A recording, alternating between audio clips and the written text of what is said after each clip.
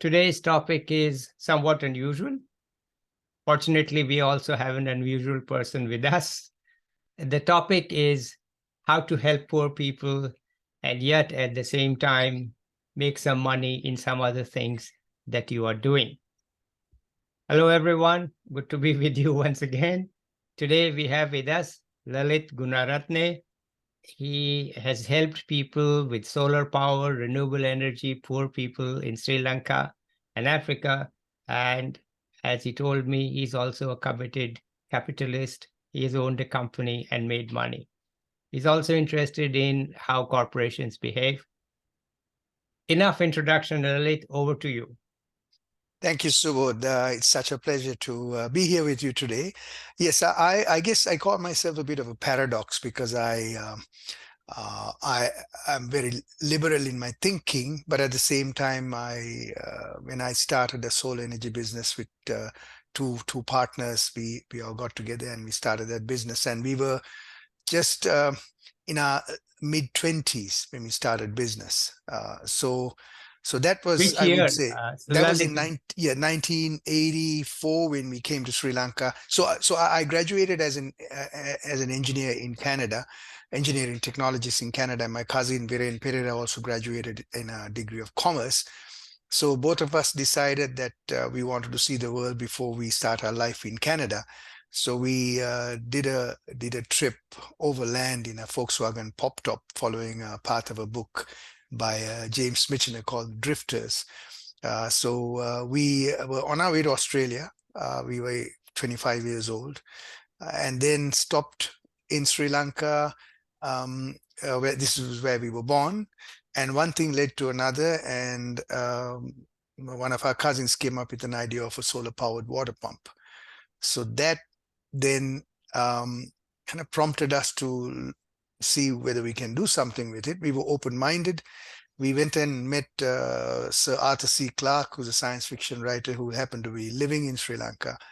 And he introduced us to a couple of amazing human beings, an inventor called Ray Vijayawardena and another person called Prem Sumanasekara, who was building lab equipment for Sri Lankan schools.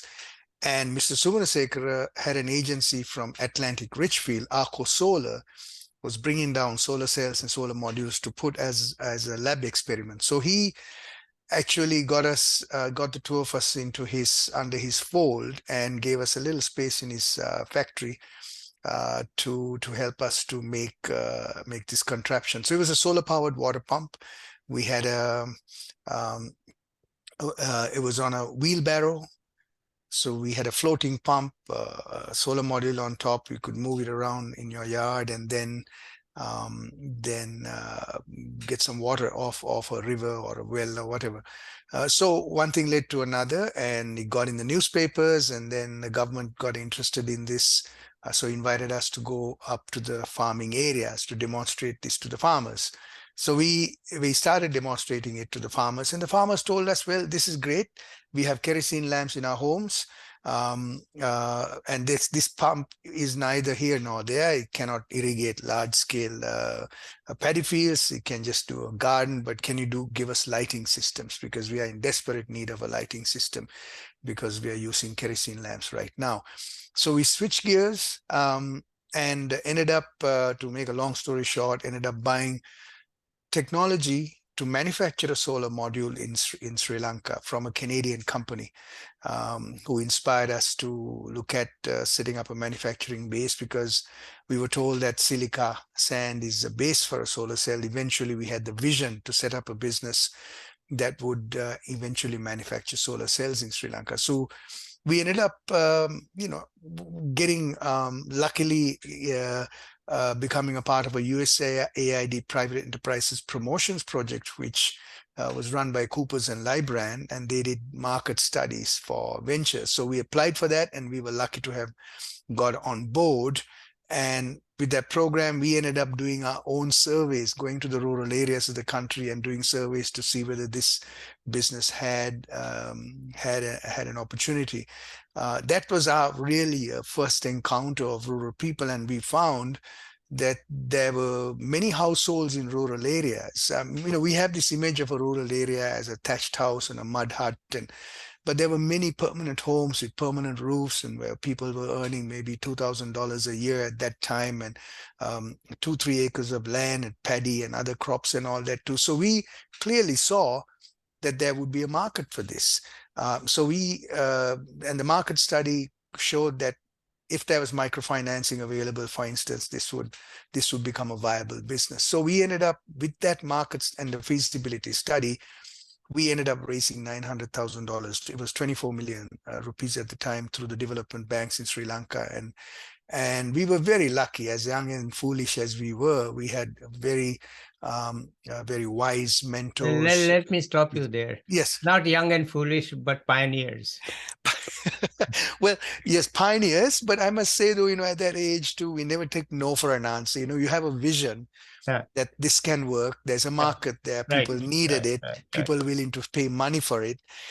But when we came to the city, urban people, bankers, mainstream people in Colombo didn't see that opportunity. They thought the village is just a poor place, a dismal place.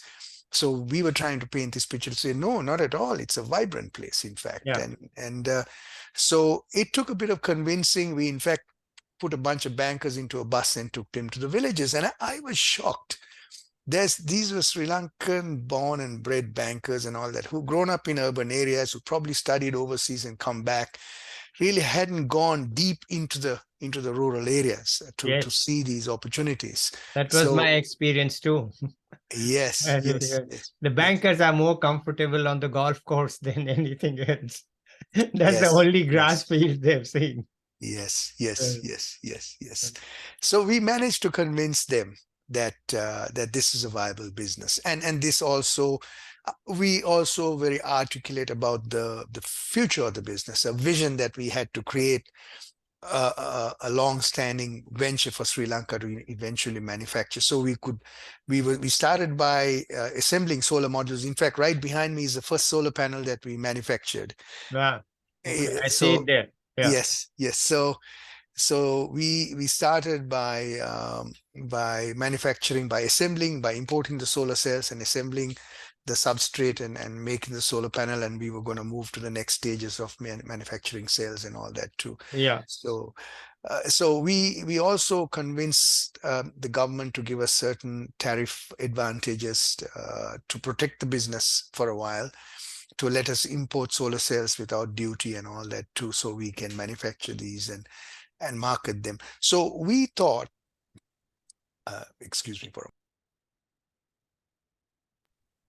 we thought that manufacturing a solar module will be the biggest challenge. But really, once we started making the solar panels, the biggest challenge was really marketing it and selling it and finding ways of selling it. And we made many mistakes. We just at first, and we also found that the country had about 500,000 households who were just using a car battery and then taking their battery to the nearest town to get it charged every 2 weeks or so. So we had a captive business that we thought, okay, if we put a solar panel at the time, we thought that'll work. But what happened was we initially started selling the modules in 87. Late 86, actually, we started test marketing. And we were just selling the solar panel. So we had a 20-watt module and a 36-watt module. We just sold it, saying that this will solve your problems of having. Lalith, let me just stop you. Sure, go ahead. Yes. For the viewers, when Lalith is talking watts, he's not talking the watts that you and I are used to in our home. These are not AC watts. These are DC watts. And 20 watt is enough to give you 2 lights. At home for a couple of hours, 4-5 hours, things like that. So we can't confuse the DC watts with AC watts. Okay. All right. So sorry to interrupt, but people shouldn't think, 20 watts, the bulb is 60. So how you're going to do is 20 watts. No, it's not like that at all. Okay. Yes. They're two Thank you. different things, right? Let's Absolutely. Thank you for continue. the Yeah, clarity. Yes, yeah, yes. So we were selling a 3 light system with a 20 watt and a 6 light system with the 36 watts. And yes, but essentially though, we just sold a module at first. yeah, And we found that many of our customers are getting really angry that the promise that we made, that they don't have to carry this battery to the nearest charging center, will be met, because the balancer system was so poor that there was such a huge loss of electricity by the time it got to the battery. And the lights they were using, so they were using a locally crudely manufactured DC lamp, which was about 12 inches long. okay. um, Hang and on, hang on. yes, There's too much jargon here. yes, yes, Okay. Balance of system means everything other than the solar panels. Right. absolutely, It means the absolutely. wires, it means the batteries, it means the lights. So the Yes, solar panels yes, just generate electricity. But that's right. how do you get it to the place, to the light bulbs, and what kind of light bulbs? How do you use the battery to store it? That's balance of the system. Absolutely, absolutely. So we realized that we had to get involved in the balancer system too, in manufacturing and making sure the quality standards up there too. So eventually we started selling an entire kit, a lighting kit. The name was called Suntech. And the marketing was another interesting proposition, because people just didn't believe that this plate would generate electricity. So we had to build trust with the technology as a new technology, and we had a few hiccups already, right? So bad news travels very fast. Don't touch these guys, it doesn't work, kind of thing. So we had to redo a bunch of things. And then we ended up working. We had 3 vans that were going from village to village markets to demonstrate how this was working directly. And then also we worked with rural temples and rural churches, where people would gather around, and we get people to contribute some money to buy one of these systems as a demonstration, and then they would see it working in real life. And eventually though, they were starting to sell 12-volt television sets. They started getting a 12-volt TV. And so this is the way we developed our business.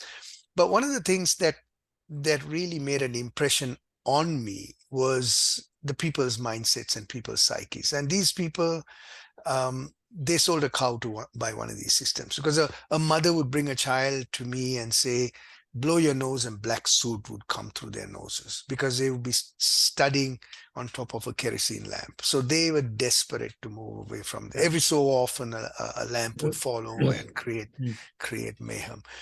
So all of that, they were willing to pay even a much higher price, because these areas were not going to get the grid for a long time.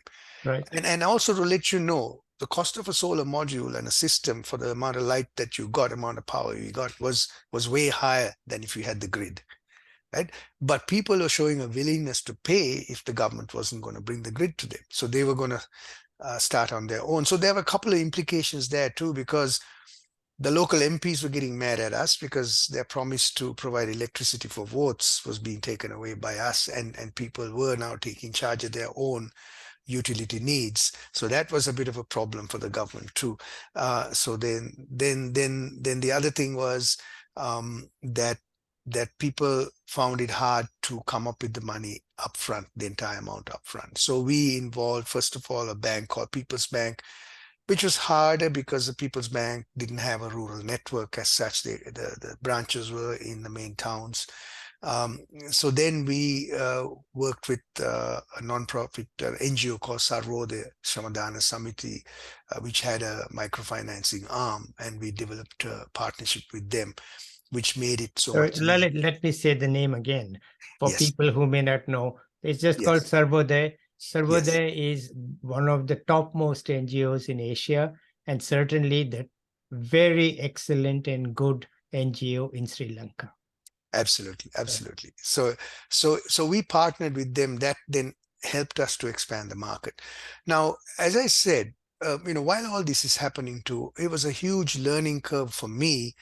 Even though I was born in Sri Lanka, I'm part of the Anglicized Sri Lankan community. Our parents were Anglicized. I went to a Catholic school. We spoke English at home. So we, even within the country, there was this social and cultural gap. So for me, that was one of the biggest educations I had in learning the different culture in the rural areas with these farmers who I realized had an amazing, beautiful heart. They were hospitable people. They were willing to part with even what little they had to help somebody else. There was a sense of community in the villages. Excuse me, I'm just getting a bit of a throat itch. Sure. So that to me um, was very much an eye opener to see for myself. We've heard folklore about all this, but to really experience it, and I'll relate to you a story. On one of the first occasions where I visited a house where we went, so we had agents. They were called corresponding agents. They were youth from the villages. We aligned them with the dealer who would they would have a motorcycle. They would go through the villages and install these systems, look after them, collect the money for microfinancing and all that too. So on one of the first occasions I visited a home, they were so thrilled that I came. And for me, it was just from my Western transactional mind, I was just going to see whether the system's working. It didn't mean any ceremonial kind of a significance for me, but it became a significant event for them because one of the owners of the company that they bought something from, has showed up at their house. So they were running around trying to create this, set up a meal for me and all of that. So I was sort of curious to see all this going on. And of course the neighbors came to greet me and all of that too. So it was becoming a bit of an event. So as I was sitting there talking to them, check the system out and all that too, from the corner of my eye, I see my station wagon, the back of it open halfway through. And I saw two of the boys who were part of the family kind of opening it. And my suspicious mind, transactional, linear, suspicious mind, went to saying, what are they doing in my car? I have my bag, I have my solar panels in there. And then I got agitated and I had to now quicken the pace of this meeting. And I wanted to now get out of there and see what's going on. And I walked to the back of my car, and I see a big bag of rice in the back. And I felt like a heel. I felt so bad about that thinking that I had, the suspicion that arose in me. And because of all that kind of upset mind that I had, I went to the back, I opened it up, and I started pulling it out and said, why are you giving me this? You paid good money. I mean, I don't need rice, So I saw their faces fall, and they were all getting really quite upset about the whole thing. And the agent came and said, sir, just put it back, just appreciate it, told me quietly and said, this is their way of showing your appreciation. So that's when I really started learning the philosophy of reciprocity in terms of the rural cultures, which is no different to the indigenous cultures in North America in terms of it, in the whole notion of reciprocity. Rather than a transaction, for us, the transaction is a black and white process. I give you some money and you provide a service or you provide a good, and that's the end of that. And there is no relationship involved in this process. That's when I learned that there's a relationship involved in it. And I love people. I'm a people person. So I started spending 3, 4, 5 days out there in the rural areas throughout the country, visiting dealers, visiting clients, visiting customers. And that opened up my eyes to a different way of doing business. And after this, after your initial foray in Sri Lanka, which, by the way, I say with hindsight, was really pioneering. It was really pioneering. Yes. People like me, when we started thinking about this, took full advantage. Yes. So thank you. Yes. Thank you. And that's what really the World Bank also, World Bank paying attention to this area was a great opportunity for us too, because all along the way too, still, as we were limping along with this business, we had to face an insurgency in Sri Lanka, which caused problems where we had to again raise some money. So that was an opportunity for the bankers to say, we told you this business is not going to work, but we said, look, there was all these externalities that was affecting our ability to do business. So all that was happening. So we were under constant kind of threat and challenges. And at one point, we had about 60 employees that we had to look after. And that was one of the biggest challenges that we faced. I lost all my hair through that process, I think. So, at the end of the month to pay all the salaries, and we created systems afterwards, especially at the grassroots end with corresponding agents where they made a commission out of the sales, a significant commission. So we didn't have a burden of having to pay them a salary as such. So, and help them to create micro enterprises in rural areas by getting them agencies for batteries, sub agencies for batteries, wires and cables and other things too. So and lamps. So they were able to create those micro enterprises in the villages. So we wouldn't have the burden of paying them, having them in our payroll. So we had to find innovative ways to keep the business going because it was a constant challenge to meet the bills at the end of the month, because it was as you said, it's a pioneering business. Nobody else had done it. We made a lot of mistakes and we kept on learning from those mistakes. But one of the things that we relentlessly pursued is that customer service to the end. So if we got a postcard from a village 100 miles away saying that our system's not working, if we couldn't send a van, we'd put somebody on a bus. Within 48 hours, somebody was there with enough stuff to fix the system, because we didn't want to give the technology at this stage a bad reputation. So that alone, that 100% customer service alone, also cost us a lot of money at that stage. And we didn't have any other help. We used to get a few grants here and there from various projects and all that once in a while to do things. So then there was a gentleman called Neville Williams who ran the Solar Electric Light Fund. He had a relationship with Sarvodaya, and he really had no idea we were even around. So he was going around countries. He was raising money from Ford Foundation and the Rockefeller Fund and all that to do these rural grassroots projects with NGOs around the world. So he showed up in Sri Lanka, and then he was shocked to see us there as a viable business. He goes, wow, we haven't seen anything like this anywhere in the world. And then he started writing about us internationally. So that brought us this, among the renewable energy world, brought us this fame, and we started getting invited to various conferences and all that too. So he's the one who introduced us to the World Bank. Essentially, back in Washington, he came and spoke to the World Bank people in the energy section. And then there was Asia Alternative Energy, as you know. Yes.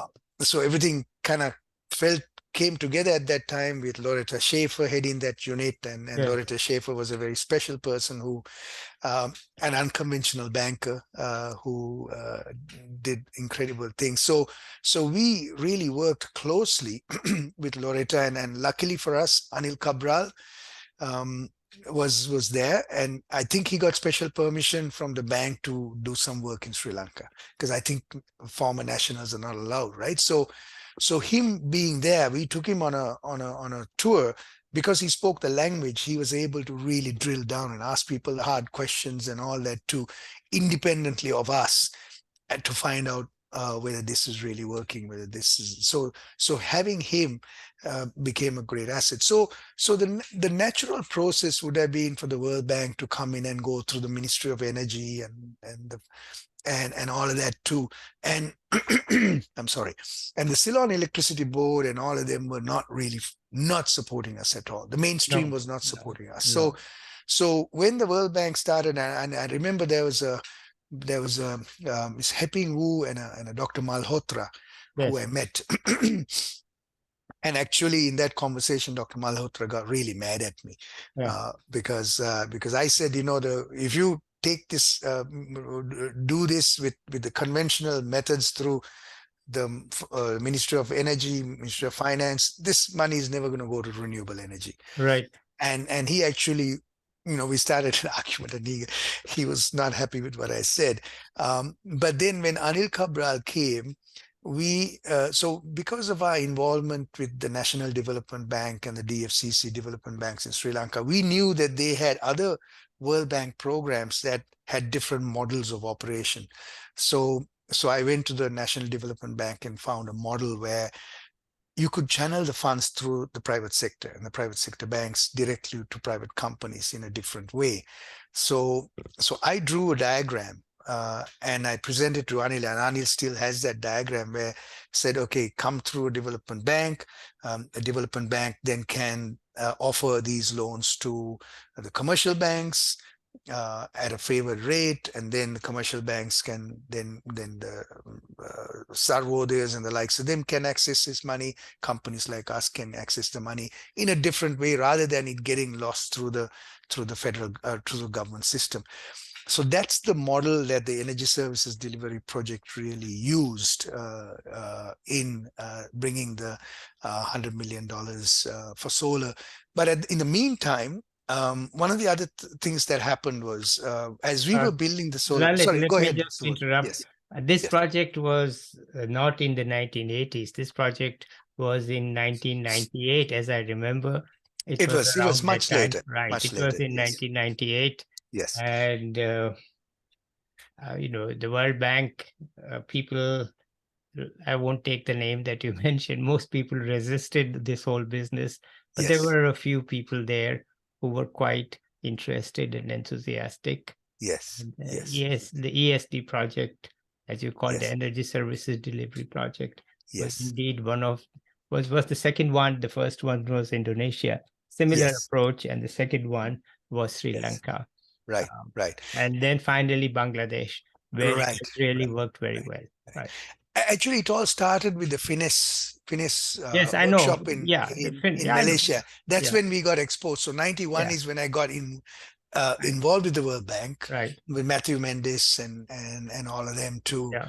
to really. So it took that long, Yeah, it took a long time. Right. for it to come to fruition, right? Yeah. So I was invited to present at the finesse workshop, and I Yeah. remember people were really surprised, and I was surprised at the reaction at what I presented. So there was Richard Hansen there and a few others there too who were sort of in similar businesses. Yeah. But I was really shocked at the response. Like you said, that people came and said, "You guys are pioneers," because we didn't know we were pioneers. We were just sort of doing the thing, right? Yeah. So that's how we then started getting invited to various.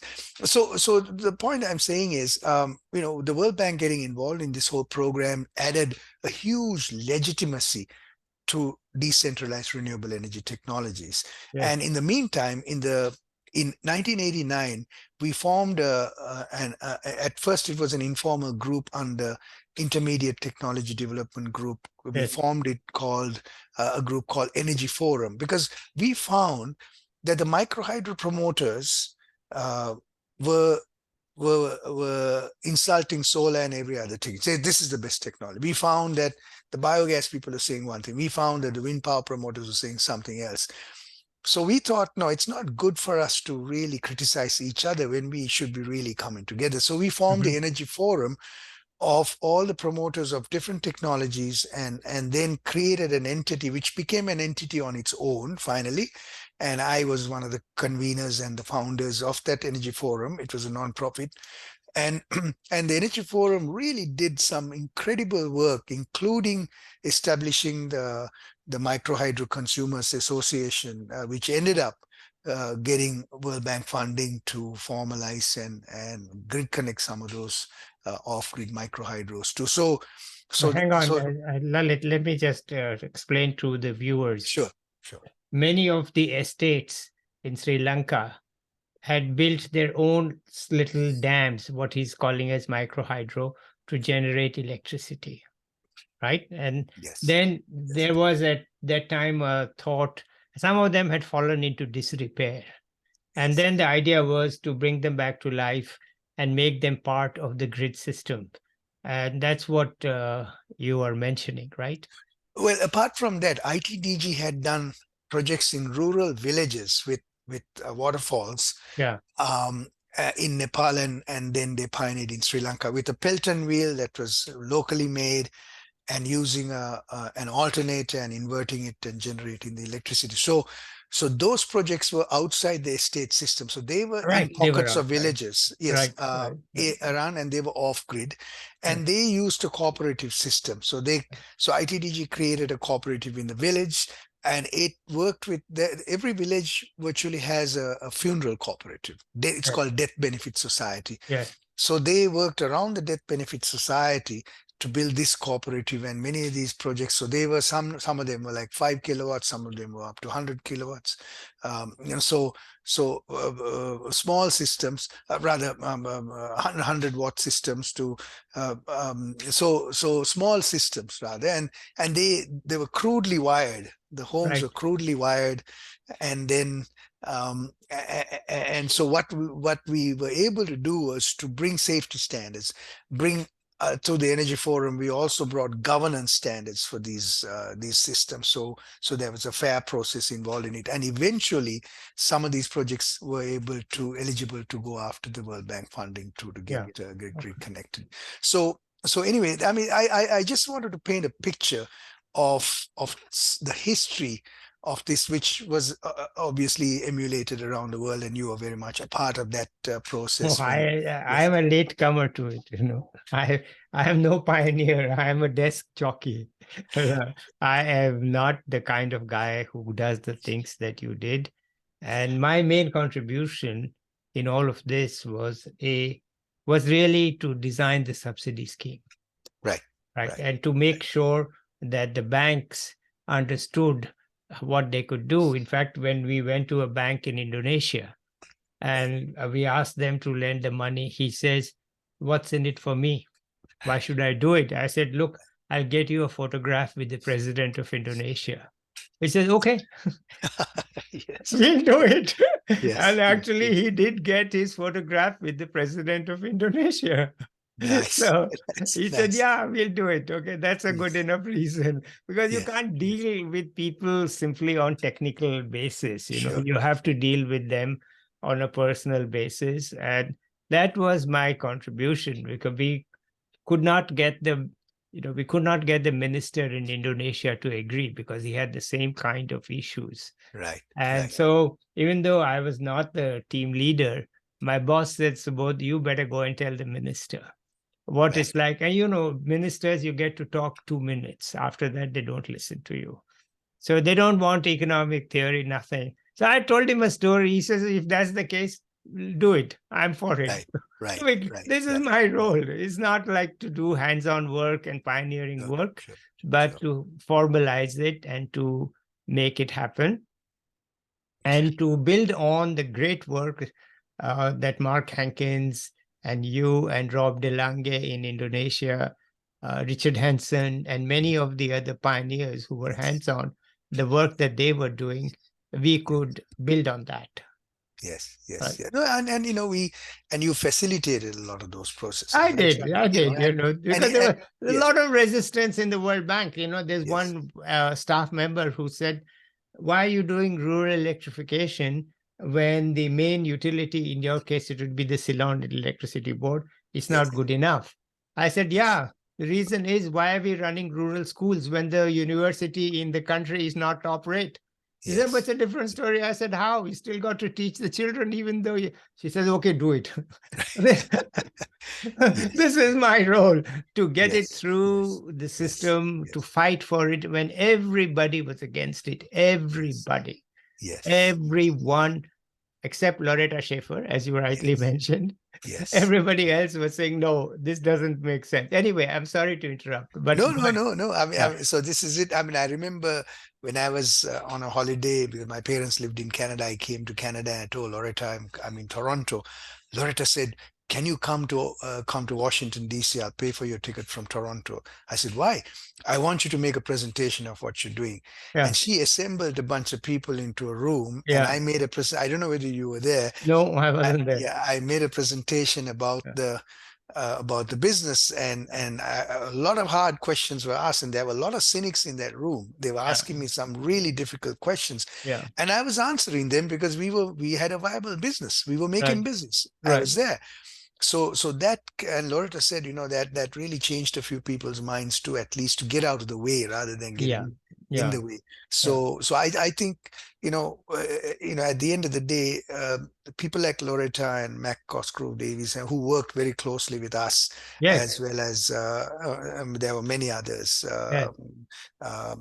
Aya, what's his name now?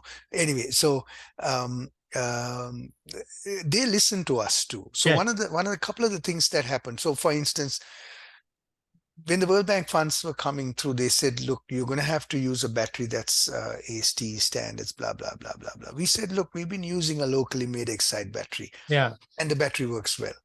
Why do we want to then create a standard where we're going to have to import the battery, put the price high and all that too? So when there's a local industry also being supported, Mm. so they listened to us, and they Yeah. resisted us at first. They listened to us, and they even facilitated a technical assistance fund to get a couple of batteries sent to Sandia Labs to get it approved. So that was, and even with the micro hydro, when they were talking about standards for when they were going to get grid connected to have concrete poles, and we resisted and said, why do we need that?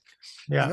So they then agreed. So this kind of flexibility of honoring, so there was a two-way process there. So it wasn't a sort of a overbearing, paternalistic, condescending process. There was a two-way process of the bank people listened to us, we listened to them, we worked in a real symbiotic relationship. That's how Wonderful. we found the success in doing these projects, and that's why it's lasted Yeah. so long and went into a second phase and all that too, right? Yes. So Yes. so I'm that's where I really seriously believe in, as you rightfully said, to personal relationships, culture, symbiotic relationships, reciprocity, respect for each other, on a set of values. All of those things have to be part and parcel of the process. So if you don't have that, then you're not going to make things work. So that's when I come to the other side of my equation too, because we are all emotional beings. We have to feel emotionally safe in things that we do, and we have to also have to have incentives to Mm-hmm. do what we do. All of us seek incentives at the end of the day. Like you just said, that person look for an incentive Yes. to get involved in the business, right? Yes. So the banker, Yeah. and that incentive was a photograph. So it's to understand that human side of things. So Yeah. that's where the marrying comes in. Yeah. So the work that I do right now, with all the experience I have had and that 11 years of building that business with my two partners and all the people that we had together, was, I would say, the real education I had. Okay. And in terms of everything, I mean, we did from building a business, building factories, building teams, management to leadership to banking to finance to manufacturing to a certain standard, and marketing, the whole gamut of things we were involved in at a very intimate level. But at the same time, we also had a leadership philosophy, and we were also inspired by quite a few mentors that we had. There was a chairperson of a company called Haley's. It was a big Sri Lankan conglomerate, old British company.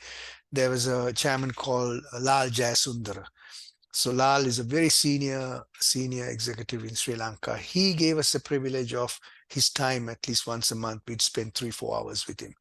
He taught us really about leadership. And I remember when the three of us walked into his office, I noticed at his desk, he's a chairman of a company of maybe 30,000 employees in all kinds of sectors, from commodities to manufacturing companies overseas.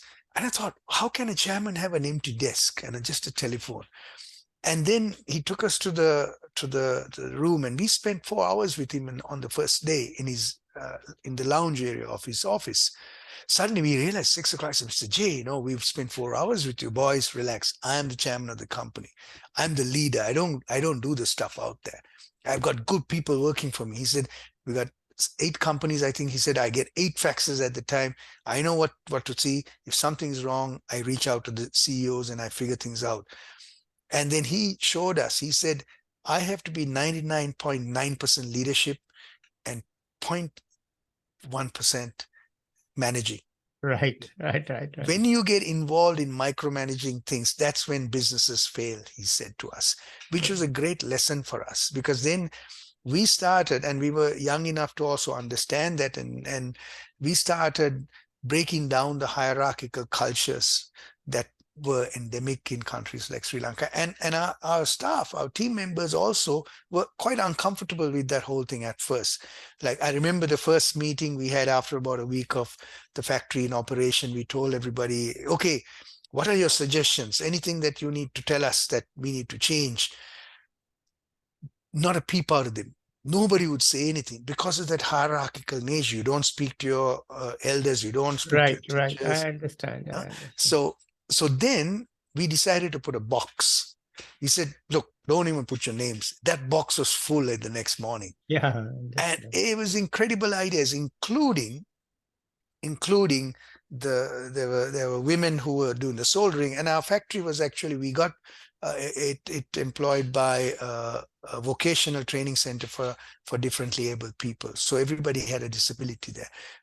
So these solderers, one complaint was that our backs are hurting because the stool is too high. I said, I mean, why couldn't you open your mouth and say that? But that culture is such that they were scared to speak out. But once we told them, look, you do what you want, take your chair to the shop, get it cut to your size, put your name on it. Even they felt honored, they felt that they were being listened to, and we continued that philosophy, a leadership philosophy, honoring them. They know the business way more than we do in the front lines.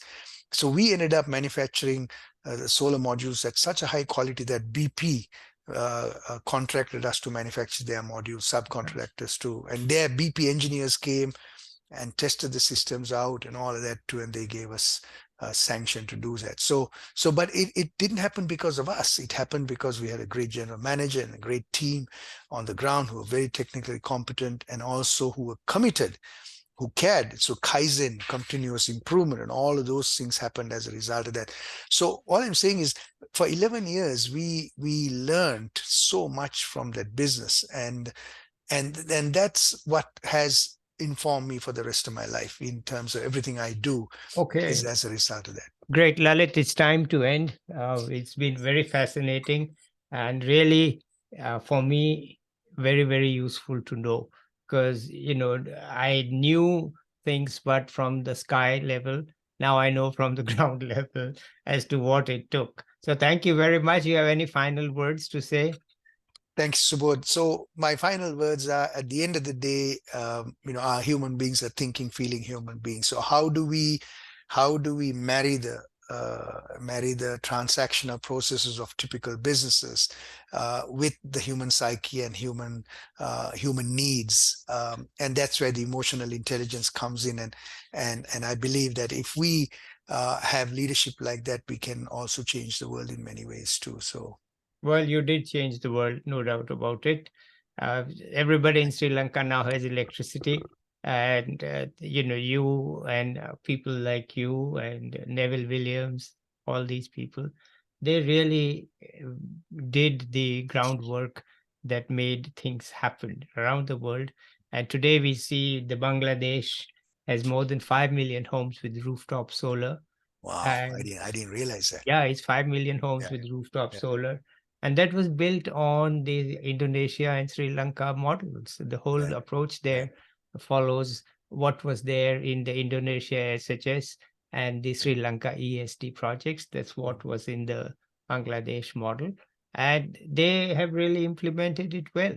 They are Yes, doing yes, a great job. So let yes. me say my personal thanks to you, Lalit, because it allowed me also to do a few things from my side. And it's great to meet you. So let's Yes. end this here, and hopefully we can have some time later to come back to you. For the moment, I say bye to my viewers and bye to you. Okay, bye bye, Lalit. Thank you. Thank you. Thank you for the opportunity.